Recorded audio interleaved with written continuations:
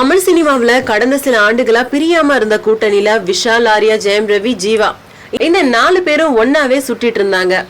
மாம மச்சான அழைத்து கொண்ட இவங்க ஒற்றுமையா இருந்ததாலதான் நடிகர் சங்கத்துல சரத்குமார், ராதாரவி எதிர்த்து கேள்வி கேட்க முடிஞ்சது. நீல நிறத்துல யூனிஃபார்மோட இவங்க நடிகர் சங்க பொதுக்குழுவுல கேள்வி கேட்டதை யாருமே மறக்க முடியாது. ஆர்யாவும் விஷாலும் ஒருத்தர் விட்டு கொடுக்காம பேசுறாங்க.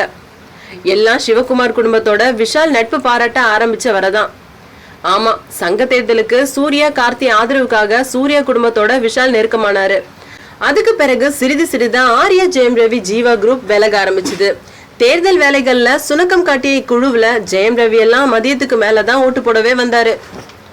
நடிகர் சங்க கிரிக்கெட்ல ஒத்துமையா இருப்பது போல காட்டிக்கிட்டாலும் அந்த மேட்ச்களோட முடிவுல பிக்சிங் என்னவோ நடந்தது உண்மை.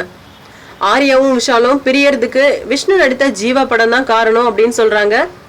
அந்த படத்தை ஆர்யா தயாரிக்க விஷால் வெளியிட்டாரு. அதுல ஆரம்பிச்ச பண விவகாரம் தான் இது அப்படின்றாங்க. இப்போ நடிகர் சங்க கட்டட நிதிக்காக எடுக்கப்படுற படத்துல நடிக்க ஆரம்பத்திலே ஓகே சொல்லியிருந்த 3 பேருமே இப்போ விலகி விட்டதா சொல்றாங்க. இதனால விஷாலும் கார்த்தியும் மட்டுமே இணைஞ்சு நடிக்க இருக்காங்களாம். எல்லா இளம் ஹீரோக்களும் இணைஞ்சு நடிச்சா அந்த படத்துக்கான மார்க்கெட் வேற. 2 ஹீரோக்கள் மட்டும் இணைஞ்சு நடிச்சா அதுக்கான மார்க்கெட் வேல்யூ குறைஞ்சிடும். இதனால சூர்யாவும் ஒரு சின்ன வேடத்துல இணையறாரு அப்படின்னு சொல்லிட்டு வராங்க. இந்த பட முயற்சி எப்படி வருதுன்னு வெயிட் பண்ணி பார்ப்போம்.